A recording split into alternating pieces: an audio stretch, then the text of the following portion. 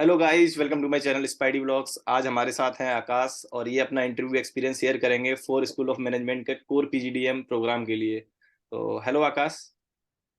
Hi Shreyansh, and thank you for having me on your channel. या actually आकाश, काफी time से मैं इस चीज का वेट कर रहा था कि कोई ना कोई स्टूडेंट मेरे कनेक्ट में आए जिसने फोर का एक्सपीरियंस शेयर कर सके, क्योंकि काफी लोग ये बात जानना चाहते थे। तो इस वीडियो में हम इसी बारे में पूरा डिटेल में बात करेंगे कि आपका इंटरव्यू एक्सपीरियंस कैसा रहा और आपका क्या क्या स्लॉट टाइमिंग्स थी, डेट थी, इन सब के बारे में। तो आकाश, सबसे पहले आप हमें ये बताइए कि आपकी प्रोफाइल क्या है। तो मैंने बैचलर ऑफ आर्ट्स किया था और मेरा ट्रिपल मेजर्स था in economics, history and journalism. और उसके बाद मेरा 26 मंथ्स वर्क एक्सपीरियंस था इन्फोसिस बीपीएम में, where I was in the operations vertical okay, economics, history and journalism. Journalism, तीनों बहुत इंटरेस्टिंग सब्जेक्ट्स हैं और इसमें काफी अच्छे क्वेश्चंस पूछे गए होंगे आपसे इंटरव्यू जी बिल्कुल। काफी में। कुछ पूछा गया था। एकेडमिक्स से भी काफी कुछ पूछा गया था, वर्क एक्स से भी काफी कुछ पूछा गया था। जी। तो आपका जो ये फोर का जो इंटरव्यू था, इसकी डेट क्या थी और इसका टाइमिंग क्या था आपका। राइट। तो मेरा इंटरव्यू था on 30th of January। Okay. और पहले 9 से 9:30 बजे इनका कॉलेज का ब्रीफिंग सेशन होता है, जहाँ पे वो बताते हैं कि कॉलेज का क्या सिचुएशन है, क्या स्टैटिस्टिक्स है। और हम्म। मेरा interview slot was at 12 p.m। ठीक है, 12 PM। और ये उन्होंने सेशन मतलब सिर्फ स्टार्टिंग टाइम बताया था या ओवरऑल टाइम दिया था कि 12 to 5 या 12 to 7। नहीं, तो क्या हुआ था, उन्होंने हमें स्लॉट बुकिंग के प्रेफरेंसेस दिए थे। तो हम्म। मैंने जो एक आफ्टरनून स्लॉट के आसपास का जो टाइम बुक किया था, तो उसमें फिर हम्म। उन्होंने एक स्पेसिफिक टाइम दे दिया था कि 12 बजे आपको अवेलेबल रहना है। और आधे एक घंटे पहले एक फोन कॉल भी आ जाता है कहने के लिए कि you have to be reminder के लिए। रेडी फॉर इंटरव्यू, या। चलो, ये काफी अच्छा है कि रिमाइंडर दे देते। वैसे तो कोई भूलता नहीं, इंपॉर्टेंट, बहुत इंपॉर्टेंट चीज है इंटरव्यू। बिल्कुल। पर राइट। ठीक है, तो आपको कितनी देर पहले ज्वाइन करना पड़ा था अपने इंटरव्यू के लिए। एक आधा घंटा पहले। आधा घंटा और पहले। ये इंटरव्यू माइक्रोसॉफ्ट टीम्स पे हुआ, तो अभी तक मैंने जितने भी इंटरव्यू दिए थे आइदर इस पे जूम पे होता था या जूम पे ही काफी होते थे आई थिंक, एंड एक आधा वेबएक्स पे होता था। But hmm. माइक्रोसॉफ्ट टीम्स पे ये केवल अकेला इंटरव्यू था मेरा। तो इसके लिए तो उन्होंने पूरा की पूरा आपको पीडीएफ भेज दी होगी कि कैसे लॉगिन करना है और क्या करना है, कैसे असेस करना है पूरा सॉफ्टवेयर। हाँ, तो उन्होंने मतलब 3 दिन पहले एक रिमाइंडर ईमेल भेजा था, जिसमें हम्म। पूरा प्रोसीजर था as to how an aspire how a candidate should be joining the meeting. तो हम्म। उसमें पूरा स्टेप वाइज रहता है कि कैसे टीम्स इंस्टॉल करना है। एंड जब हम वेटिंग रूम में रहते हैं, हम अकेले रहते हैं, तो वो ये भी बोलते हैं कि आप काफी टाइम के लिए अकेले रहोगे, पैनिक मत करना। थोड़े टाइम बाद जब आपका स्लॉट चालू होने वाला रहता है, they get you in the room. Okay. So बहुत क्लियरली हाँ उन्होंने बता दिया था। ठीक है, तो 11:30 पे आपने ज्वाइन किया एंड 12 के अराउंड आपका स्टार्ट होना था। तो जो हाँ हाँ। स्टार्टिंग में आपको सीधे पैनलिस्ट मिले या फिर आपको उसके बाद लॉबी में एंट्री मिली थी 12 के अराउंड। नहीं नहीं नहीं, तो when I was waiting in Microsoft teams का लॉबी, तो जैसे ही चालू हुआ, 3 पैनलिस्ट थे, 2 फीमेल एंड 1 मेल। एंड फिर ओके। इंटरव्यू डायरेक्टली चालू हो गया था। डायरेक्टली चालू हो गया था और कोई प्रोसीजर हाँ इससे जी। पहले नहीं था, सीधे इंटरव्यू था, राइट। नहीं नहीं, बस केवल इंटरव्यू था, हाँ। इंटरव्यू। ठीक है, तो फिर आपका इंटरव्यू मतलब कैसे प्रोसीड हुआ, क्या क्या क्वेश्चंस थे उनके, स्टार्टिंग कहाँ से की उन्होंने।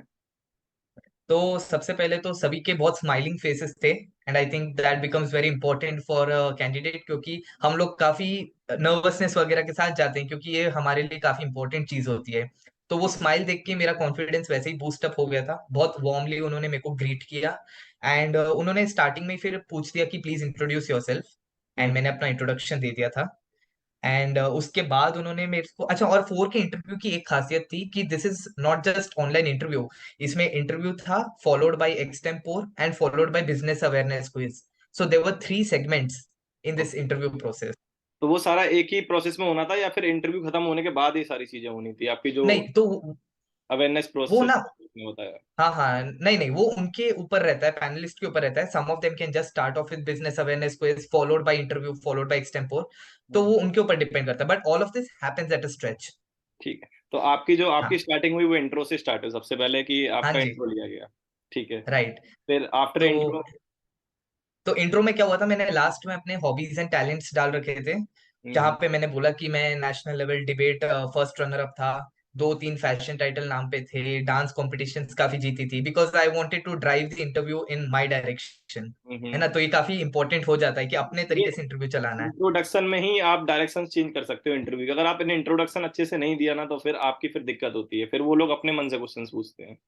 बिल्कुल। तो जब इन्होंने मेरा इतना ये डाइवर्स प्रोफाइल वगैरह सुना, तो सबसे पहले इन्होंने पूछा कि अच्छा, आपने इतना सब आपके एक्स्ट्रा करिकुलर के बारे में बोला है, how do you think this is going to help you in a MBA curriculum. तो ओके। मैंने बोला कि दी काइंड ऑफ पर्सनालिटी वगैरह that I have developed today, और आज जो आप मुझे देख रहे हैं, इसमें डेफिनेटली मेरा एक्स्ट्रा करिकुलर का हाथ है, क्योंकि जो आपकी सॉफ्ट स्किल डेवलपमेंट होती है वो हम्म। केवल एकेडमिकली नहीं हो सकती है, उससे आपको केवल नॉलेज रहता है, but how to present knowledge ये आपको एक्स्ट्रा करिकुलर एक्टिविटी सिखाती है। आपका स्टेज फियर चले जाता है, आपकी बॉडी लैंग्वेज सही रहती है, हम्म। जेस्चर्स आते बराबर, एक्सप्रेशन आता है, तो I was able to build on this. और डाइवर्स सेक्टर्स की नॉलेज भी बढ़ती है ना, अगर आपका एक्स्ट्रा करिकुलर में डांस है तो आपको उस सेक्टर की नॉलेज होगी अच्छे से, कल को आप कोई ऐसी कंपनी ज्वाइन करते हैं जो डांस से रिलेटेड है तो वो आपके लिए फायदेमंद रहेगा आगे चल के। बिल्कुल बिल्कुल। एंड आई थिंक ये डांस वगैरह ना, बेसिकली ये अपने पर्सनालिटी में काफी कॉन्फिडेंस वगैरह इंड्यूस कर देता है।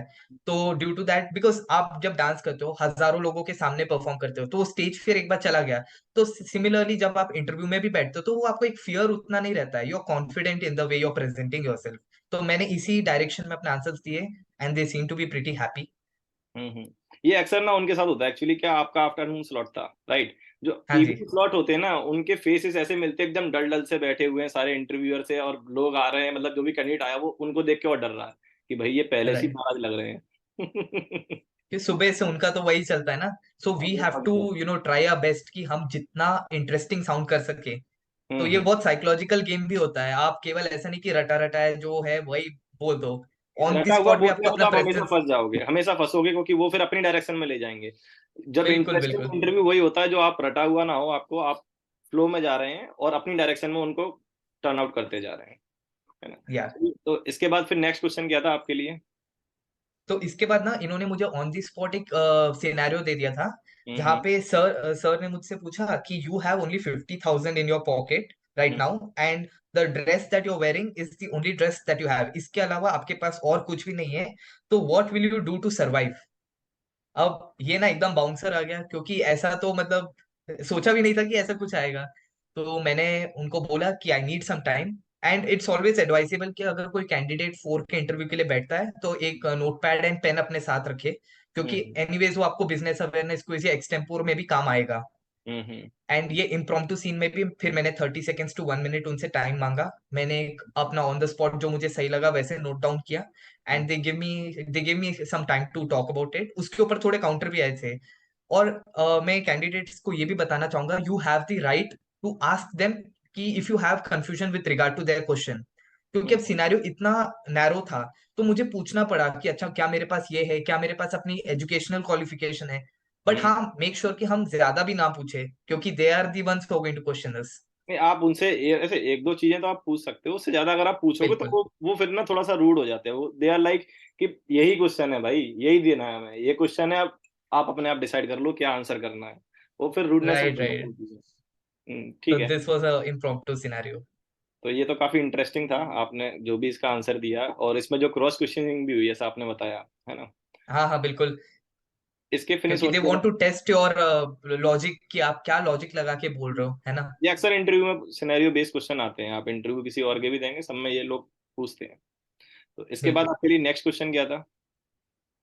तो नेक्स्ट मुझसे पूछा गया था, जो ट्रेडिशनल क्वेश्चन है कि अभी आपको एमबीए क्यों करना है, जैसे आप 2 साल के ऊपर से जॉब कर रहे हैं वगैरह, तो हम्म। Why not shift your line there, या अपनी जॉब में और थोड़ा रहे कि आपको और प्रमोशंस वगैरह मिल जाएंगे। सो आई हम्म। टू जस्टिफाई कि मेरे लिए इस समय एमबीए करना क्यों जरूरी है, and how FORE school of management is very important to me right now.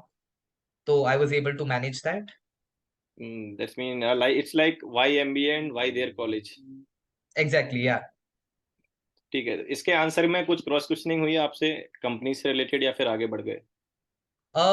थोड़ा बहुत उन्होंने कोशिश की थी। क्या हुआ था कि मैं इंटरव्यू के पहले फोर की वेबसाइट से उनके बारे में बहुत अच्छे से पढ़ लिया था, कि वो कब एस्टेब्लिश हुए, किस टाइप के रिक्रूटर्स आते हैं, क्या हम्म। क्या इवेंट्स होते हैं इनके कॉलेज में। तो मैंने फिर ना अपने आंसर में ये भी दिया था कि उनके जो दो तीन कोई अच्छे अच्छे इवेंट्स होते हैं ना, जहाँ पे एलुमनाई लोगों से मीट होता है, या जहाँ पे कॉर्पोरेट वाले आते हैं, या फिर कोई इवेंट्स एंड फेस्ट, तो मैंने उनको ये सारे एग्जांपल देते हुए कहा था कि आपका कॉलेज जब मुझे इतना सब प्रोवाइड करेगा, तो डेफिनेटली मेरे अंदर एक होलिस्टिक डेवलपमेंट होने वाला है, एंड आई बिलीव कि I am looking forward to that वगैरह। तो उसके ऊपर उन्होंने क्वेश्चंस किए कि अच्छा, आपको लगता है कि ये इवेंट हेल्प करेगा, फिर वो थोड़ा बहुत उसके ऊपर चर्चा किए थे।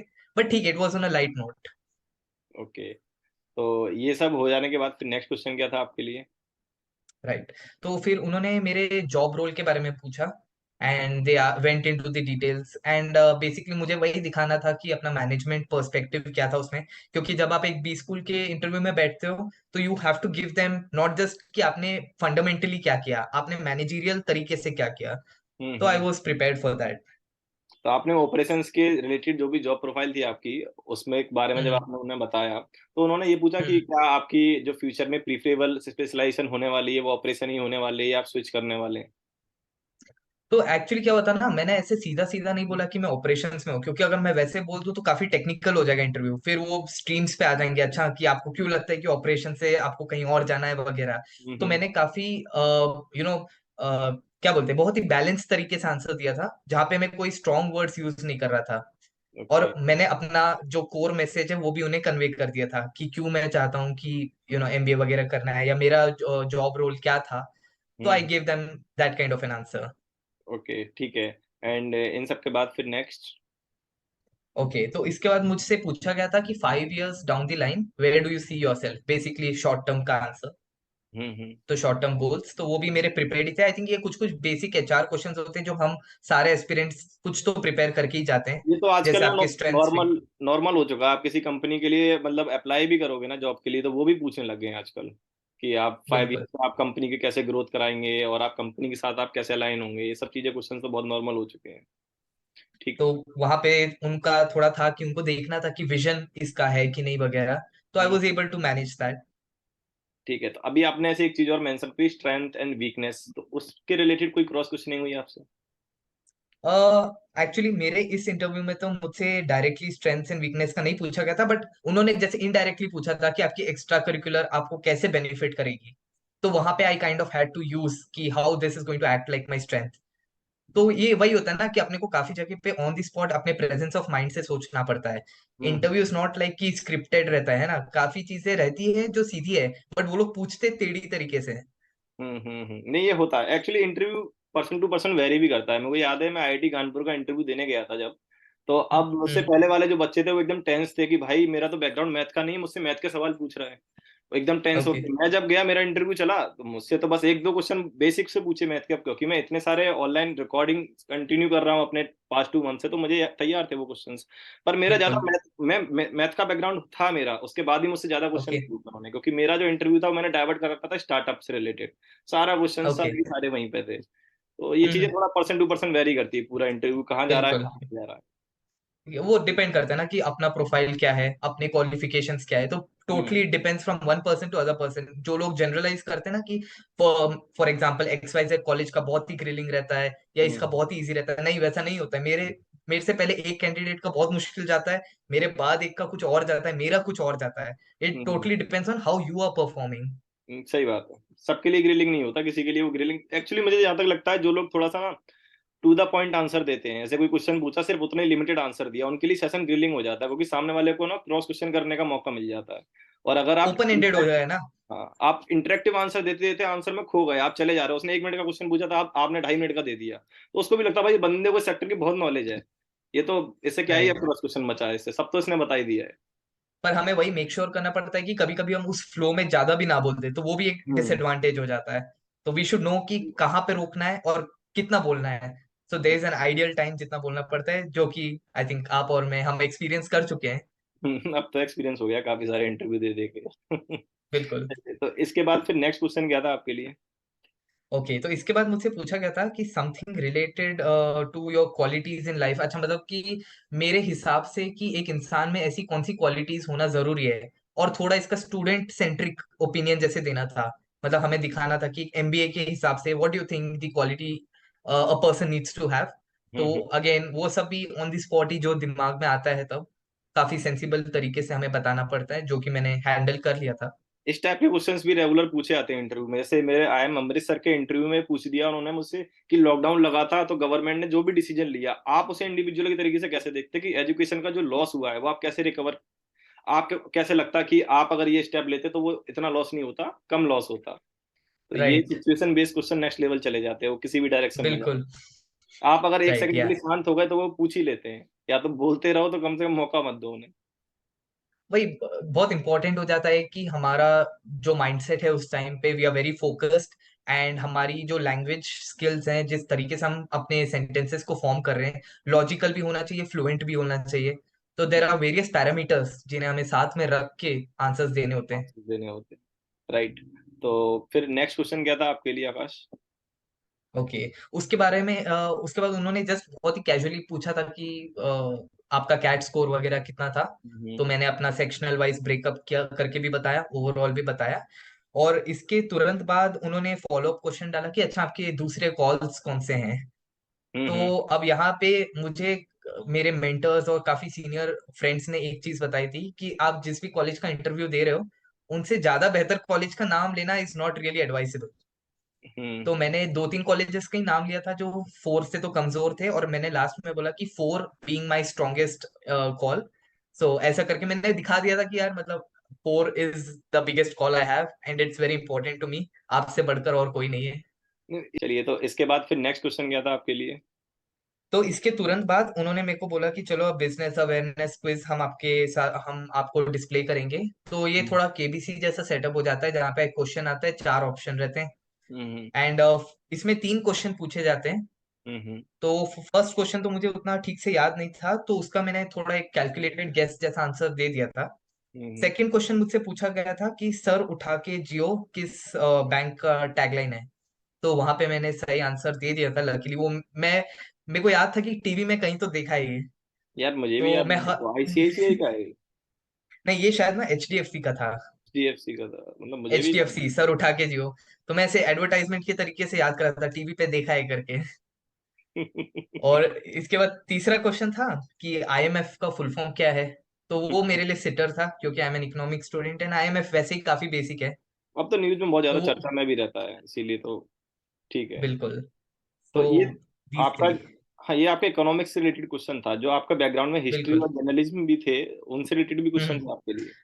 तो जैसे टैगलाइन आपका जर्नलिज्म में आ गया, हम्म। ब्रांड्स टैगलाइंस एडवर्टाइजमेंट्स है ना। हम्म। एंड इकोनॉमिक्स से आईएमएफ का आ गया। एंड वो हम्म। जो फर्स्ट क्वेश्चन था वो भी कुछ बैंकिंग रिलेटेड ही था, तो that was also economical in nature. Okay, ठीक तो है। आपका प्रोफाइल अगेन बहुत मैटर करता है, and you should be well versed कि आपने क्या पढ़ा था, एटलीस्ट उससे रिलेटेड एक्टिविटीज के बारे में आपको मालूम होना चाहिए। नहीं, हाँ, दो चीजें हैं देखो, या तो आपको एकेडमिक के सब्जेक्ट वाइज नॉलेज हो और नहीं हो, जैसे फॉर एग्जांपल इकोनॉमिक्स के सब्जेक्ट से रिलेटेड नॉलेज नहीं है तो ठीक है, उसकी जो करंट सिचुएशन है मार्केट में, कौन सी कंपनीज कितनी ऊपर जा रही हैं, किन के शेयर मार्केट डूब रहे हैं, ये सब थोड़ी बहुत नॉलेज होनी चाहिए। इसे कहीं ना कहीं तो कुछ तो बताना पड़ेगा आपको, कुछ तो बिल्कुल नॉलेज बिल्कुल। उनको शो करनी पड़ेगी। एंड इवन वो लोग काफी बेसिक चीजें ही पूछते हैं, वो ज्यादा एकदम ऐसे हायर लेवल पे नहीं ले जाते हैं, क्योंकि they just want to check कि आप अवेयर हो कि नहीं। They are hmm. Not checking कि आप नॉलेजेबल हो कि नहीं, उसके लिए कैट जैट वगैरह हमने ऑलरेडी क्लियर कर लिया है। This is the process of elimination. सही बात है। चलिए, तो इसके बाद फिर नेक्स्ट क्या था आपके लिए? तो this was the last round, that was the extempore. तो ठीक है। एक्सटेम्पोर में उन्होंने मेरे को टॉपिक दिया था कि do we need more entrepreneurs और मैनेजर्स। तो okay. Luckily this is something जो मैं भी काफी इंटरेस्ट से पढ़ता हूँ, मैं भी काफी बहुत एंटरप्रेन्योर्स वगैरह के बारे में पढ़ता ही था, तो आई एटलीस्ट न्यू कि दोनों लोग क्या करते हैं। सो उन्होंने बोला कि आई थिंक आपको 1 मिनट का टाइम दिया जाएगा, hmm. And you will have to for I think रफली अराउंड 2 मिनट्स। हम्म। तो दिस इज द टाइम जब आपका नोट पैड वगैरह बहुत काम आता है, क्योंकि you have to jot down एक thought process. Hmm. And it's advisable कि आप केवल एक दो पॉइंटर्स लिखो, जो हम्म। मेन चीज आपको बात करना है, don't start framing sentences there, है ना। सही बात तो मैंने दो तीन वैसे सीक्वेंशियली पॉइंटर्स नोट डाउन कर लिए थे, और मैंने एक बहुत ही बैलेंस्ड आंसर देने की कोशिश की। ऐसा नहीं कि एंटरप्रेन्योर ज्यादा इंपॉर्टेंट है या मैनेजर ज्यादा इंपॉर्टेंट है, हमारे सोसाइटी में दोनों ही चाहिए। एंड है। आई जस्ट स्पोक अबाउट कि दोनों कैसे कैसे रोल्स अपने सोसाइटी में प्ले करते हैं जो बहुत इंपॉर्टेंट हो जाते हैं। तो they hmm. Seem to be again very pleased with it. इसमें उन्होंने कुछ क्रॉस क्वेश्चनिंग करी थी एक्सटेम्पोर के बाद, जैसे आपने जो किया नहीं था? नहीं नहीं, एक्सटेम्पोर में उन्होंने कोई क्रॉस क्वेश्चनिंग नहीं की थी। कोई क्रॉस क्वेश्चनिंग नहीं? और ये नहीं आपका नहीं। इंटरव्यू उन्होंने यहाँ पर एंड कर दिया एक्सटेम्पोर के बाद? बिल्कुल। तो या ये आपका इंटरव्यू कितने देर चला था, आपका टोटल कितने मिनट्स था? लगभग 10 मिनट चला था। 10 मिनट्स था? काफी क्विक था। या वो इतने सारे क्वेश्चंस 10 मिनट में कवर करना, तो समझ ही गए काफी जल्दी जल्दी हो रहे थे क्वेश्चंस। तो ये सारा की सारा आपका जब इंटरव्यू हो गया, तो जैसा आपने बताया काफी इंटरेस्टिंग रहा पूरा की पूरा इंटरव्यू आपका।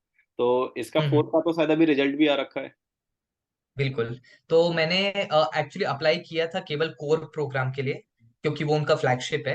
एंड आई कन्वर्टेड दैट, और ये रिजल्ट आ गया था मुझे March 24 के आसपास, ओके। सेइंग कि you have converted the call. And उन्होंने आई थिंक मुझे एक हफ्ता 10 दिन अप्रोक्सीमेटली उतना टाइम दिया था to make the initial payment. सबसे पहले तो आकाश इसके लिए कॉन्ग्रेचुलेशंस जो आपका कन्वर्ट हो गया। तो गाइज ये था पूरा की पूरा इंटरव्यू एक्सपीरियंस आकाश का फोर कॉलेज ऑफ मैनेजमेंट के लिए, फोर स्कूल ऑफ मैनेजमेंट के लिए, जो उनका कोर पीजीडीएम प्रोग्राम है उससे रिलेटेड। और ऐसी और इंटरेस्टिंग वीडियोस के लिए और इन्फॉर्मेटिव वीडियोस के लिए गाइज हमारे चैनल को सब्सक्राइब कर लीजिए। वीडियो अगर अच्छी लगे तो लाइक एंड शेयर कीजिए।